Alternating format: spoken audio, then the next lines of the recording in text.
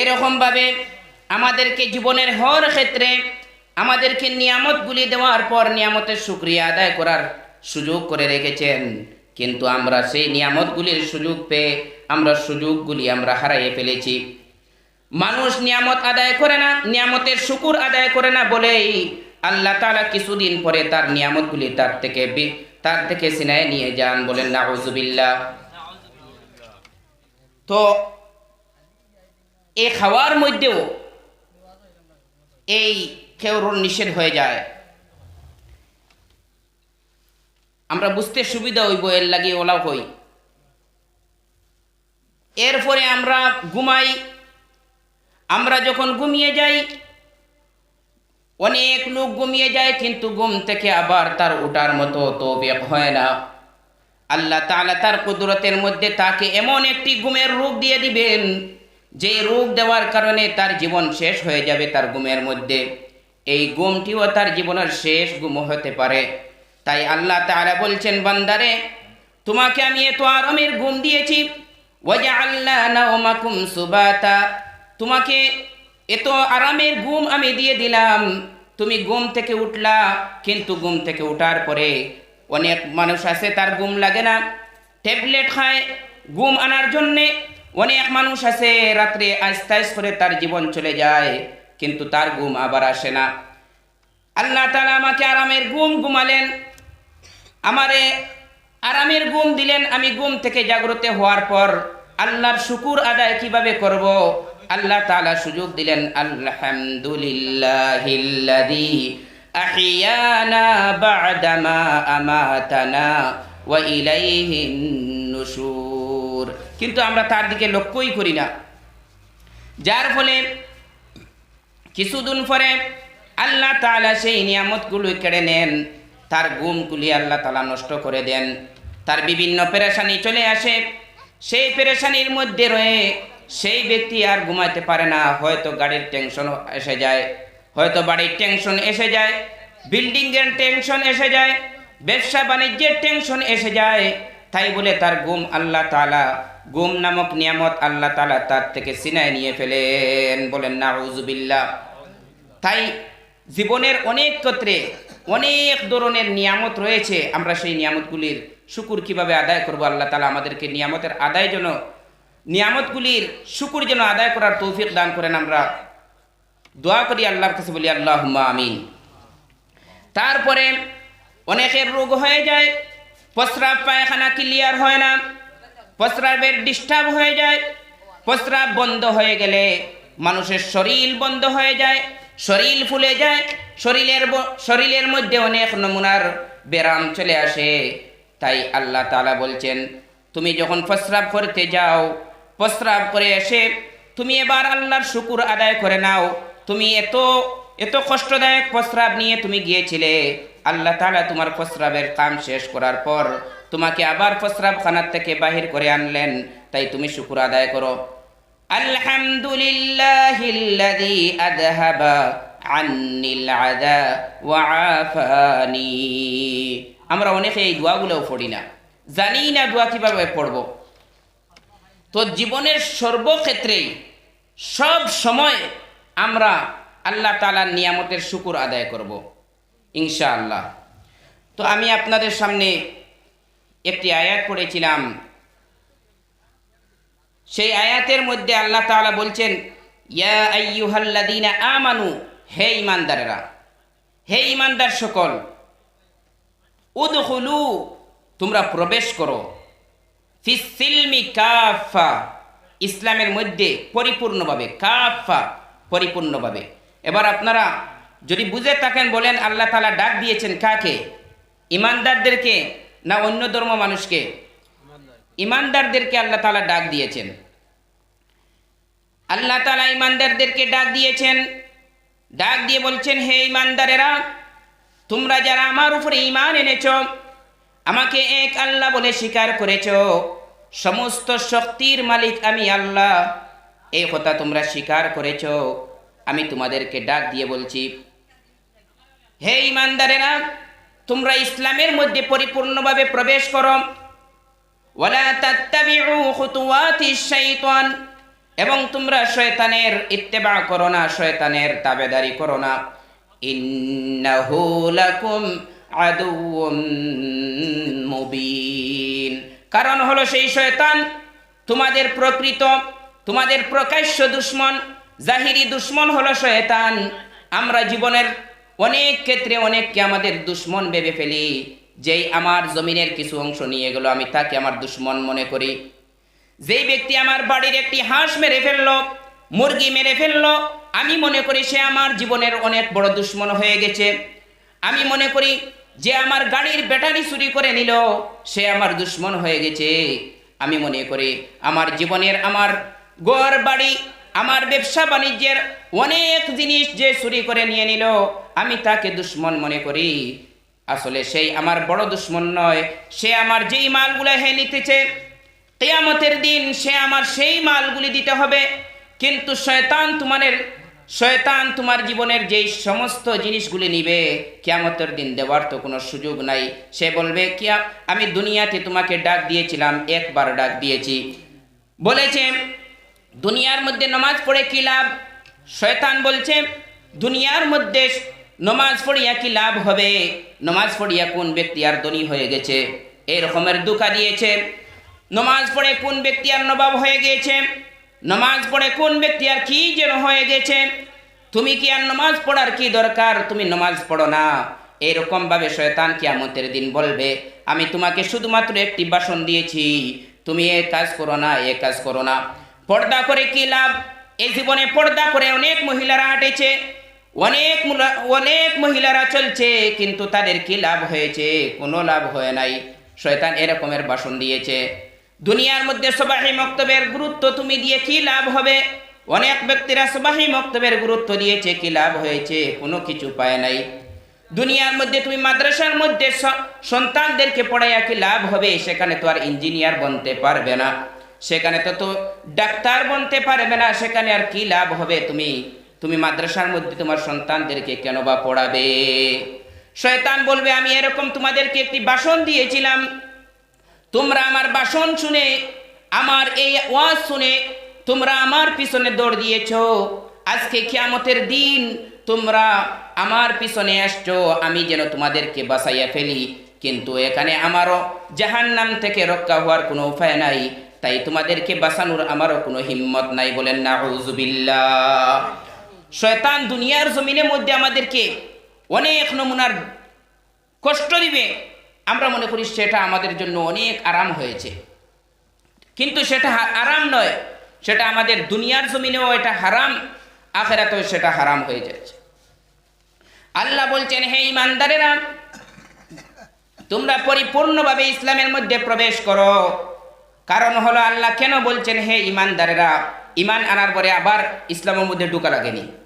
ইসলাম আমি ঈমান আনছি আল্লাহর উপরে, আল্লাহরে মানছি, লা ইলাহা ইল্লাল্লাহু মুহাম্মাদুর রাসূলুল্লাহ। আল্লাহকে বলছি আল্লাহ তুমি ছাড়া আমার কেউ নাই, তুমি ছাড়া আমাকে খাওয়ানোর মালিক কেউ নাই, তুমি আমাকে পয়দা করেছো, সৃষ্টি করেছো, এই দুনিয়ার জমিনের সব কিছু তুমি সৃষ্টি করেছো, দুনিয়ার যত মখলুক আছে সব জিনিস তুমি সৃষ্টি করেছো। আমি সে কথা আমি স্বীকার করেছি, আমি ঈমান এনেছি, আমি সব কিছু মানলাম। আল্লাহ বলেন তুমি সব কিছু মানছো ঠিকই, এবার তুমি পরিপূর্ণভাবে ইসলামের মধ্যে প্রবেশ করো। আমি সব কিছু মানার পরেও আল্লাহ কেন আমাকে বলছেন আবার ইসলামের মধ্যে প্রবেশ করতে? সব কিছু মানছি, এরপরেও আল্লাহ বলেন আবার আমি ইসলামের মধ্যে পরিপূর্ণভাবে ঢুকতাম। সময় অতি কম, তাই সংক্ষেপে কইলাই আল্লাহ যেন আমরা কোনো বুঝবার তৌফিক দেন আর ওগুলোর উপরে আমলের তৌফিক দেন, আল্লাহুম্মা আমিন। অনেকগুলি কারণ রয়েছে, আমরা যাদেরকে ইমানদার দেখি, সাধারণভাবে যারা কলিমা পড়েছি, আমরা লা ইলাহা ইল্লাল্লাহ মুহাম্মাদুর রাসূলুল্লাহ পড়ে আমরা দাবি করেছি আমরা মুসলমান, কিন্তু আল্লাহ বলেন তোমরা প্রকৃত মুসলমান হওনি, তোমরা পরিপূর্ণভাবে ইসলামের মধ্যে প্রবেশ করতে হবে। কিভাবে পরিপূর্ণ আমরা মুসলমান হইতে পারিনি? আজকে দেখেন আমাদের বাহ্যিকভাবে দেখতে দেখা যায় আমরা অনেক মুসলমান, কিন্তু মসজিদের মধ্যে আসলে দেখা যায় মাত্র 3-4 জনের জমাত করছে, পুরা মহল্লার মানুষ নাই। তাহলে কিভাবে আমরা প্রকৃত মুসলমান হলাম? আজকে আমরা হালাল খাওয়ার কথা, কিন্তু আমরা দেখা যায় সুদের বাড়ি যেখানে আছে আমরা সুদের দিকে দেখা যায় মুসলমানদের নাম আব্দুর রহমান, আব্দুল করিম দেখা যায়, আব্দুল সাত্তার নাম দেখা যায়, রহিমা বেগম নাম দেখা যায়।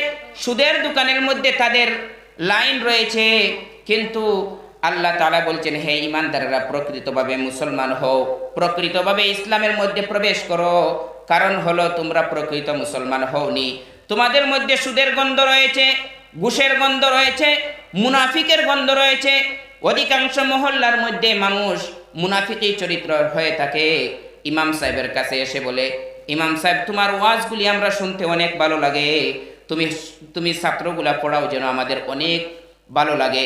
আমাদের মহল্লার সন্তানগুলি অনেক উচ্চ হয়ে যাচ্ছে, অনেক কিছু শিখতে পারছে।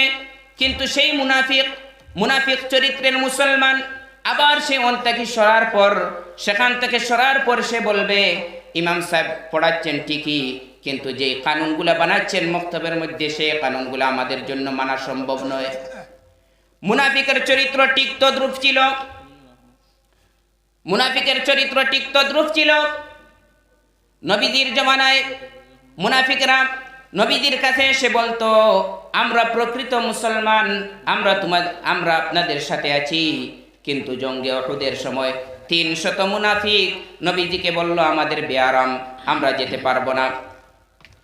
এরকম ভাবে মুনাফিকরা যখন কোনো জিহাদের ঘোষণা হতো, যখন কোনো যুদ্ধের ঘোষণা হতো, তখন বিভিন্ন ধরনের অজুহাত দেখাইয়া তারা নবীজির দল ছেড়ে নবীজির দল ত্যাগ করে ফেলতো, কাফিরদের কাছে যেত। কাফিরদের কাছে গিয়ে বলতো, কি রে, আমরা তো মুসলমান নয়, আমরা তাদের কাছে যেতাম শুধুমাত্র জানার জন্যে, কিন্তু আমরা প্রকৃত মুসলমান নয়। এরকম মুনাফিক চরিত্র আমাদের মহল্লার মধ্যেও মানুষ আছে।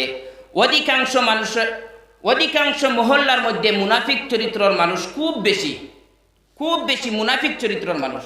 কিলা খাস করি সবাহি মক্তবর ক্ষেত্রে, সবাহি মক্তব মেসাবে যদি তোরা খেয়াল করি ফোড়ায় খুব বালা, খুব প্রশংসা হয়। এমনকি অন্য মহল্লার মানুষেও প্রশংসা করেন। কিন্তু ও যে মানুষে প্রশংসা করলা, মেসাবে যে কানুনগুলা বালাইলা মক্তবর মধ্যে হরুতার ফোড়া বালা ওইবার লাগিয়া কইলা, সকাল একটা টাইম বানানো হয়েছে, এই টাইমের ভিতরে আইয়া হরুতা যেন মক্তব ঢুকি যায়, এই টাইমের ভিতরে আইয়া হরুতা মসজিদে ঢুকি যেটা, তাহলে হরুতার এক লগে ফোড়া আরম্ভ হইব। আর কুচরা আওয়াজ যদি আইন যে এখন এগু আইলো, তুরা বাদে আর এগু আইলো, এর বাদে আর এগু আইলো, মেসাবে সুরা বহুতটা ফোড়াইয়া আসনে, এগিয়ে তুরা পাইছে না, এরকম যদি মক্তব হরুতা আইন, তাহলে এগিয়ে সুরায় ফাতেহা থেকে সুরায় নসর পর্যন্ত হরুতায় ফড়িয়া আসলে গিয়ে আইয়া সুরায় কাফিরুন তাকে পাইব। তাহলে বাকি সুরা এগুন আর মস্ক পাইল না, তার জীবনে এগুন হিকাওয়ার না। এর লাগি মেসাবে একটা কানুন বানাইলা যে মক্তব আইয়া যাতে হরুতার ঠিক সময়ের ভিতরে হামাই যায়, আর হরুতায় এক লগে যেন হরুতায় সুরার মশকুলা ফাইল, এক লগে হরুতায় আল্লাহর 99 নামর এই শিক্ষা ফাইন, সুরা ইয়াসিন শুনতে পারেন, বড় কোরআন শরীফ ছাত্র সুরা ইয়াসিন পড়িব, বাকি হরুতায় শুনতা। এরকম ভাবে মেসাবে নিয়ম বানাই। কিন্তু বাদে হয় কিটা, আমি তো এখন নমাজ যাইতাম পারি না, এখন ইকান মানুষের কাছে প্রকাশ করে না, আমি নমাজ যাইতাম পারি না, আমি নমাজ পড়ি না, ইকান মানুষের সামনে প্রকাশ করে না।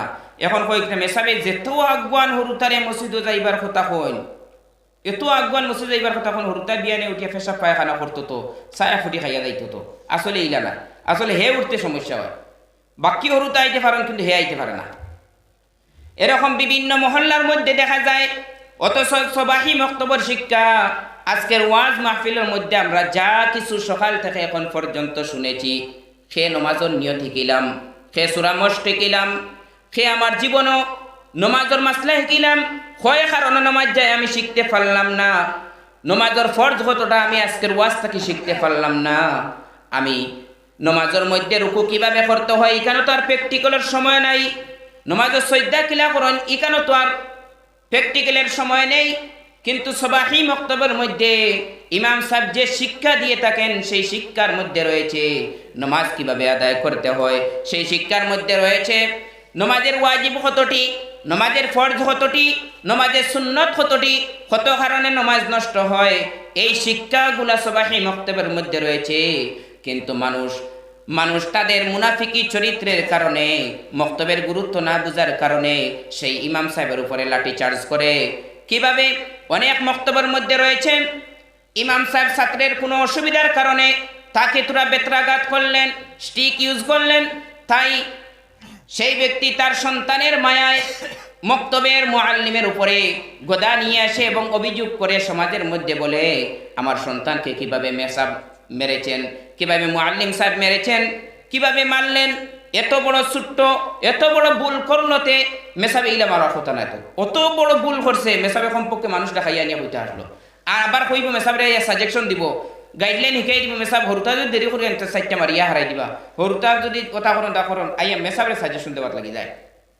আমরা এক স্যারে ইংলিশ স্যারে পড়াইতে সময় কইসলা টান দে বুট লইবার লাগিয়া ট্রেনিং দেওয়ার নিশ্চয় হন নিয়ে আনলে টান যে ট্রেনিং দে কত জিনিস বুঝাইয়া দিল যে ওলা মানুষ হইয়া ওলা বুট দিতে লাগে, ওলা দিতে লাগে, হলা দিতে লাগে, ভিন্ন ভিন্ন জিনিস সকল বুঝানি আরম্ভ হলো। তখন টানটানের মধ্যে থেকে এখন উঠিয়া কইলা স্যার আপনি আমরা এত কিছু বুঝানি লাগতো না, প্র্যাকটিক্যাল জায়গাত গেলে দেখমু মানুষের অবস্থার উপরে ব্যবস্থা করমু, মানুষ যদি দেখি কিছু বেজুত মুখা তাহলে মানুষের লাইন আমরা কিলা করতাম এখানে আমরা দেখমু, আর যদি দেখি মানুষ না সুন্দরে বুট দিয়া দায়িত্ব লাগে তাহলে আমরা দেখমু এই ব্যবস্থা কিলা করতাম। আপনি ইনো বইয়ে দেখাইয়া দায়িত্ব গিয়া ঠিক আছে, কিন্তু হিনো গিয়া লইতে সময় বোঝা যায়। এর লাগি মক্তবর মধ্যে তার বোর্ড থেকে যে নিয়ম বানাইয়া দেওয়া হয়, অনেক মক্তবর মধ্যে সেই বোর্ডের নিয়ম অনুযায়ী মক্তব চালানো সম্ভব হয় না। মুআল্লিম সাহেব ছাত্রের অবস্থার উপরে ব্যবস্থা নিয়ে মক্তবের ছাত্রের একটা ব্যবস্থা নিয়ে থাকেন, ওটা আবার কোনো কোনো মহল্লার জানে না। একটা জিনিস আমরা বুঝা দরকার, অন্তত আজকে আমরা ওয়াজও আইছি, দুই একটা জিনিস, আমি বেশ কিছু ওয়াজ করতাম না, আমরা ওয়াজ তো বেজান হুনিয়ার, দুই একটা জিনিস হই মক্তবর মধ্যে মেসাবে যদি কোনো হরুতারে ফড়াইতে গিয়া তুরা মারি দিই, আমরা যে অভিযোগ লইয়াই এতে মেসাবে অভিযোগ পাইয়া যদি মেসাবি মসজিদে আবার রই যায় তাহলে আপনার হরুতারে যতদিন ফড়াইবা নেক নজরে ফড়াইতে নাই, নেক নজরে ফড়াইতে নাই। ফড়ানিত লাগিয়ালে মনে হইব বাফে তো আমার লগে ওলা ব্যবহার করছে, তখন নেক নজর থাকতো নাই। আর একটা হরুতার বাই যদি নেক নজর না থাকে তাহলে এই হরুতার জীবনও পড়াশোনা কিচ্ছু হইতো না। পড়াশোনা এটা জোর জবস্তি পড়াও যায় না, আর ইলমে দিন, খাস করে ইলমে দিনের ইলিম এটা জোর জবস্তি আর জোরে বলে শিখা যায় না। এটা জিনিস আল্লাহ তান কুদরতি জিম্মায় মানুষের দিল ডালিয়া দিয়া থাকুন। তাহলে আমরা ছাত্রর বেলায় কমপক্ষে তো আপনার দুঃখ পাইছেন হরুতায় আপনি রক্তর মায়া খান দিতরা, আর মুআল্লিমে পড়াইতরা নবীজির দিনের মায়ায়। আজকে যদি মক্তব যদি না থাকে, মক্তব যদি জিন্দা না থাকে তাহলে ইসলাম জিন্দা থাকা বহুত মুশকিল হয়ে গেছে গিয়া। কারণ হইল মুসলমানের সব সন্তান মাদ্রাসায় পড়ে না, যদি সব সন্তান মাদ্রাসায় পড়তো তাহলে তার আলাদা ব্যবস্থা নেওয়া হতো। কিন্তু কিছু ছাত্র, কিছু মানুষ মাস্টার বনেন, কিছু মানুষ ইঞ্জিনিয়ার বনেন, কিছু মানুষ অন্যান্য বিষয়ের উপরে জ্ঞান অর্জন করেন, কিন্তু সবাই মাদ্রাসায় পড়েন না।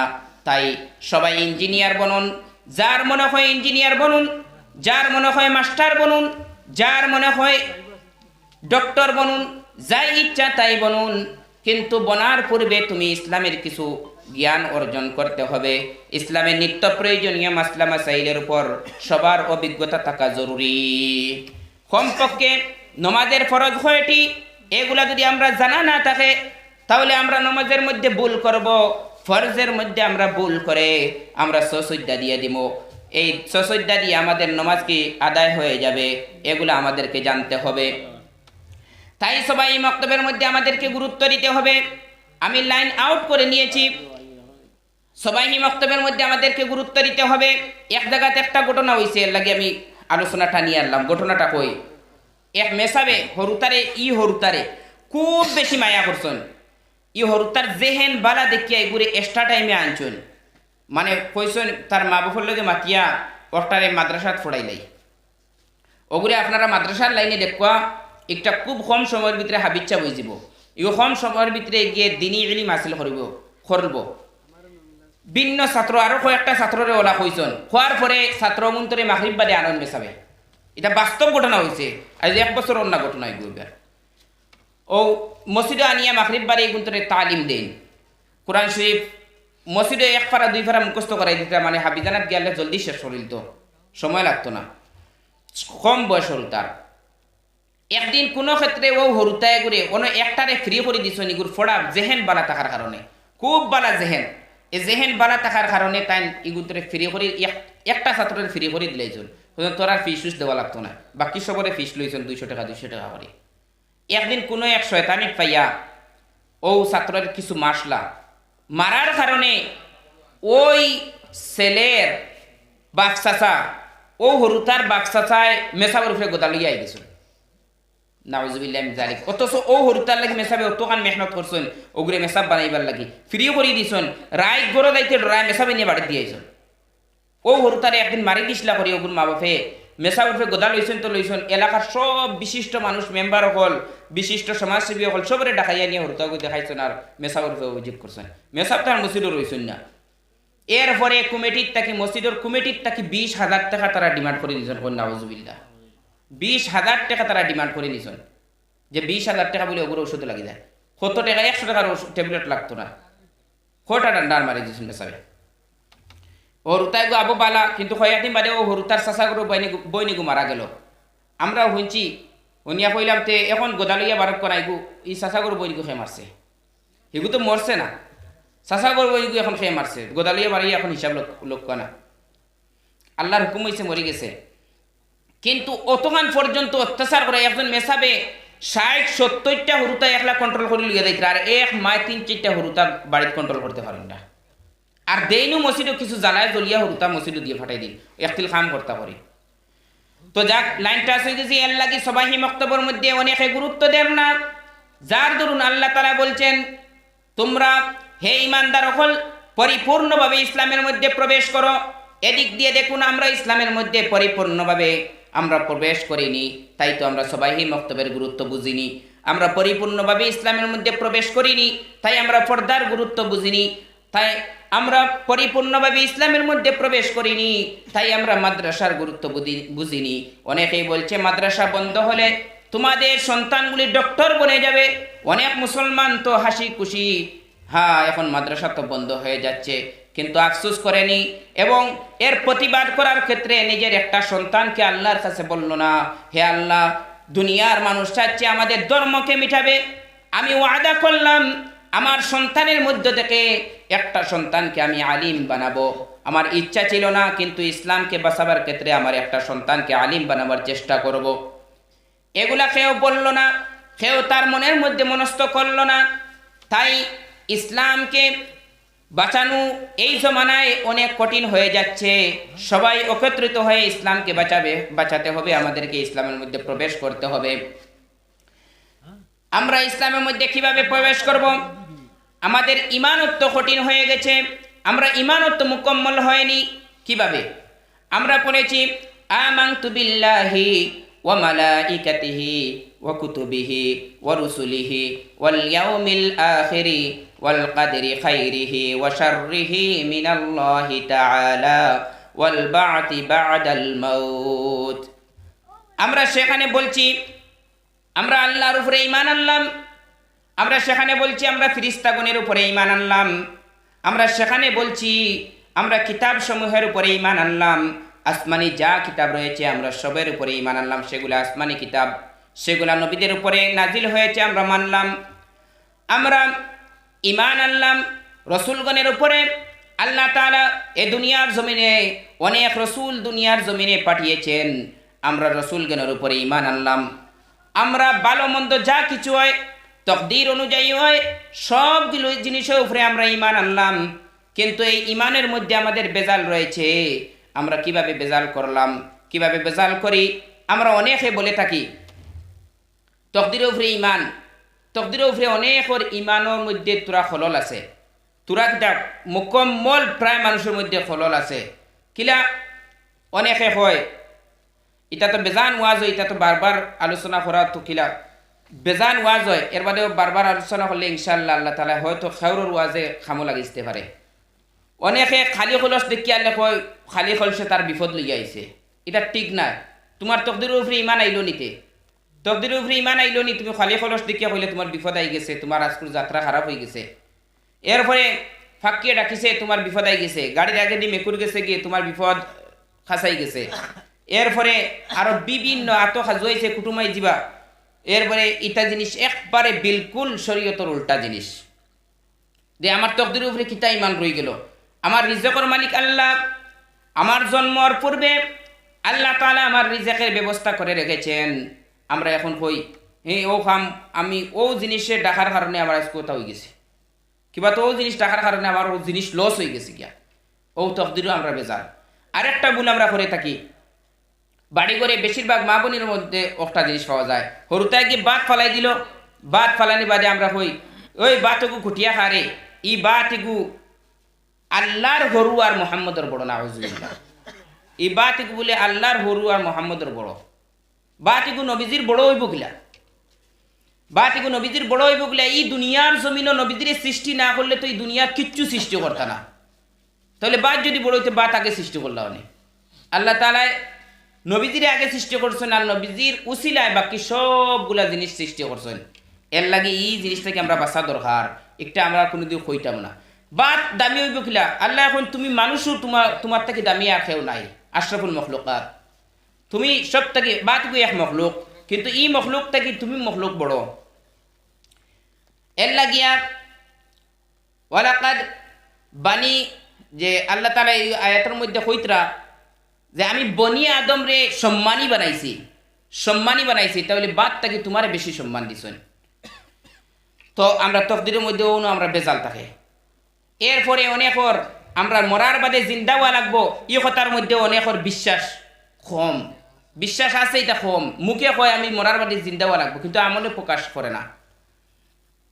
আমল কম হইতে পারে, আমি নমাজ পড়িয়ার না গুনাহ করিয়ার, আমি গুনাহ করিয়ার নমাজ না পড়িয়া, কিন্তু অনেকে মনে করে নমাজ না পড়লে কিচ্ছু হবে না, নমাজ না পড়লে কিচ্ছু হবে না, আমি মরে যাব, মাটির সাথে মিশে যাব, আবার কিয়ামতের দিন আমাকে উঠানো হবে। এগুলা একবারে অনর্থক, নাউজুবিল্লাহ।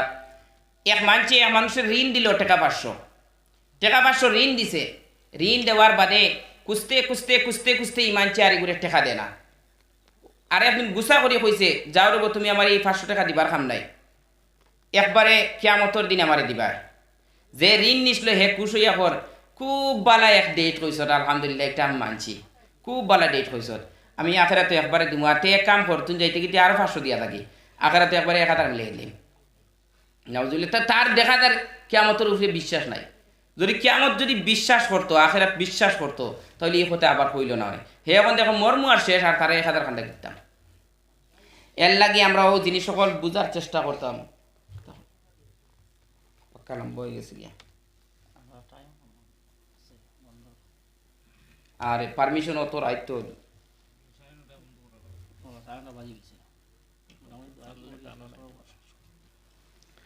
আচ্ছা।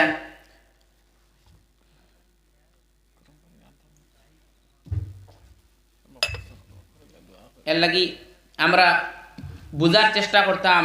আজকের ওয়াজ হয়েছে, আল্লাহ তাআলা ওয়াজরে আল্লাহ কবুল করতো, আল্লাহুম্মা আমিন। বর্তমান পরিস্থিতির মধ্যে আমরা যে মুসিবতের মধ্যে আছি, এই মুসিবতটাকে আল্লাহ আমরা বাঁচাইতো, আমরা সবে দোয়া করতাম। মুসিবত কিছু আইছে আমরার আমলের কারণে, আমরার কর্তৃত্বের কারণে। একটা উদাহরণ দিয়া বয়ান ইনশাআল্লাহ আটাই লিতাম। কিলা দুনিয়ার জমিনও আল্লাহ তাআলা মুসলমানদেরকে বলছেন এই দুনিয়ার জমিন তোমাদের জন্য জেলখানা, এবং অন্যান্য ধর্মাবলম্বী মানুষের জন্য এখান বালাখানা, তোমাদের জন্য এখান জেলখানা। এই দুনিয়ার জমিন তোমাদের জন্য জেলখানা, তোমরা জেলখানায় একজন মানুষ যেভাবে থাকতে হয় সেভাবে তোমরা থাকো। তাই আমরা জেলখানার ভিতরে মানুষ যেভাবে থাকতে হয়, জেলখানার নিয়ম কানুন মানতে হয়, এই দুনিয়ার জমিনের মধ্যে আমাদেরকে সেভাবে মানতে হবে। এই দুনিয়ার নিয়ম কানুনের মধ্যে আল্লাহ তাআলা আমাদেরকে সংবিধান দিয়েছেন, কোরআন নামক সংবিধান। চুরি করতে পারবে না, ডাকাতি করতে পারবে না, জিনা করতে পারবে না, মানুষের হক মারতে পারবে না, বেপরদা চলতে পারবে না, আলিম উলামাদেরকে কষ্ট দিতে পারবে না, এরকম সংবিধানের মধ্যে লেখা হয়েছে। আমরা সেই সংবিধানকে মেনে চলবো, কিন্তু আজকে দেখা যাচ্ছে আমরা সেই অবস্থানের মধ্যে নাই। একটা উদাহরণ দিয়ে বলি, জঙ্গলের বাঘ, জঙ্গলের হিংস্র প্রাণীর মধ্যে সব থেকে ডন হলো সিংহ, এরপরে বাঘ।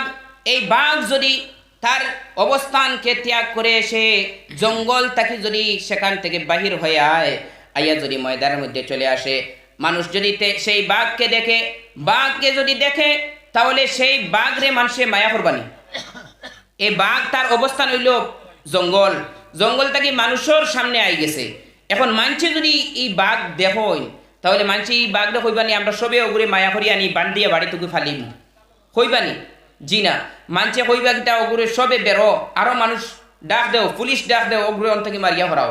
কারণ তার অবস্থা হইল জঙ্গল, জঙ্গল থেকে হে ময়দান, জঙ্গল থেকে অবস্থা ত্যাগ করিয়া ময়দান হওয়ার কারণে তার উপরে গুল্লি করাওয়ার, আক্রমণ করাওয়ার।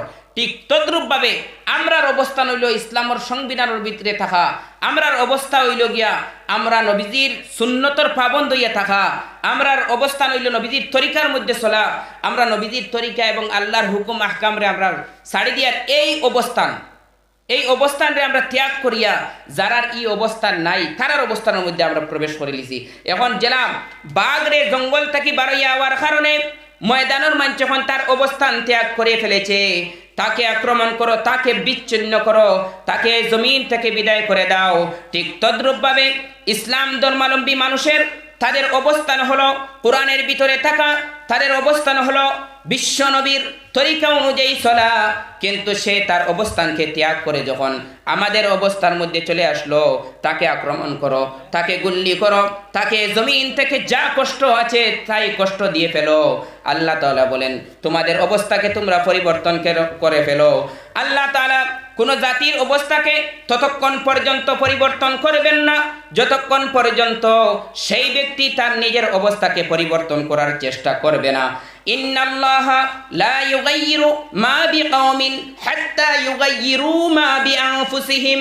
আল্লাহ তাআলা বলেন সূরা রা'দের 11 নম্বর আয়াতের মধ্যে আল্লাহ তাআলা ফরমায়, নিশ্চয় আল্লাহ তাআলা কোনো জাতির অবস্থাকে ততক্ষণ পর্যন্ত পরিবর্তন করবেন না যতক্ষণ পর্যন্ত সেই জাতি তারা নিজেই পরিবর্তন হওয়ার চেষ্টা করে না। তাই আমরা পরিবর্তন হওয়ার চেষ্টা করতে হবে। বিশেষ করে আমরা সবাই মাদ্রাসায় পড়তে পারি না, আমরা সবাই মক্তবের প্রতি গুরুত্ব দিতে হবে। আমাদের সন্তান ঠিক সময়ের ভিতরে যদি ইসলামের হুকুম আহকাম যদি না শিখে, তাহলে বড় হয়েছে হয়তো তাবলীগে নাও যেতে পারে, সে বড় হইয়া তার জেহেন এতটুকুন ভালো থাকবে না, সূরা মুখস্থ করতে পারবে না। যাও শুদ্ধ করে শিকার জায়গা হলো সবাই মক্তব। তাই সবাই মক্তবের প্রতি আমাদেরকে গুরুত্ব দিতে হবে। আমাদের সন্তানকে ঠিক সময়ের ভিতরে নমাজের প্র্যাকটিক্যাল শিখাতে হবে, খাফন দাফনের ব্যবস্থা শিখাতে হবে। সেই শিখানোর জায়গা হচ্ছে সবাই মক্তব, কিন্তু আমরা সেই সবাই মক্তবের গুরুত্ব ছেড়ে দিয়ে আজকে স্কুলের গুরুত্ব দিয়ে যাচ্ছি। আমাদের সন্তানের জন্য আমাদের কি করণা রয়েছে, কি করণ রয়েছে, কি কাজ রয়েছে, আমরা সেইগুলো আমাদেরকে জানতে হবে, সেইগুলোর উপরে আমরা আমল করতে হবে। আরেকটি কথা বলে নেই, আমাদের একবার সংক্ষেপে আনা টানিয়া কই, বিশেষ কথা এটা টানিয়া হইলে মানছে খানো খালি আরাম পায় কিন্তু দিলগে গাতে না। তোরা জলদি জলদি কইলিমু আমরা হরুতা জন্ম হওয়ার বাদে আমরা ইটা খেয়াল করি নাই শরীয়তর খাম কিতা কিতা করতাম, ইগুরে কিলা ডাইন খানো আদান দিতাম বা ওখানে একামত দিতাম, ইটা আমরা খেয়ালও করি না। হসপিটাল জন্ম নিছে আদান দেওয়া হইতো কিতার লাগি।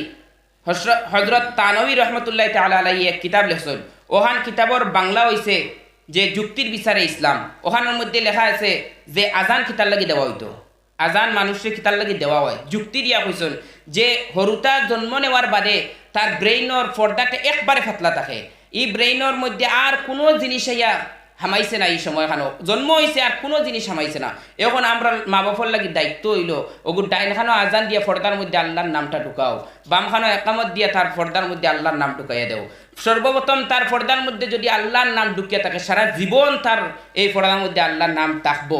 এর লাগি আমরা প্রথম কর্তুত হইল প্রথম খাম হইল সন্তান জন্ম নেওয়ার পরে আমরা এগুলি আজান দিতাম ডাইনখানো আজান বা ওখানে একামত দিতাম ওখানে আমরা চেষ্টা করতাম যে এই মা বোন হলে বাড়ির থাকি এই আওয়াজ হুন্তরা চেষ্টা করবা নিজের হরুতা যদি বালা হয় না তে বড় হইয়া আনলে নিজেও শান্তি পাইতা না নিজেরেও খাওয়াইতো না যদি আল্লাহর নাম এখন ঢুকাইয়া দিলেন তাহলে আখেরাত গিয়ে আল্লাহ ফায়দা পাইবা আর হরুতা বড় হইলে নিজেরেও খাওয়াইব আদব আখলাক ঠিক রাখবো এরপরে এইগুলি নেক মানুষের মুখর সিবেল খাজুর বা মিঠা কোনো বস্তু ও হরুতা নিয়ে খাওয়াইতাম তাহলে নেক আসর পড়বো এরপরে এই হরুতারে আকিকা করতাম এটা বিভিন্ন মাসলা ফল আছে আমরা ওগুন বুঝিয়া আমল করার চেষ্টা করতাম আল্লাহ তালা আমরা সবরে আমল করার তৌফিক দান করুক কাজ করু আজরে আল্লাহ তালা কবুল করুক ও একজন টেকা 100 দিচ্ছেন আরেকজনের টেকা 100 দিচ্ছেন আল্লাহ তালা সবর সদকা খয়রাত কবুল ফরমাক আর আমরা যা শুনলাম আর আমরা যা করলাম সর্বপ্রথম আমি গুনাহগার দিয়ে আমল করার তৌফিক দান করুক আর এরপরে যারা শুনছি সবরে আমল করার তৌফিক দান করুক আল্লাহুম্মা আমিন ওয়া আখিরু দাওয়ানা আনিল হামদুলিল্লাহি রাব্বিল আলামিন এখন আজান হয়ে যাব আজানোর 4 মিনিট পর জমাত হয়ে যাব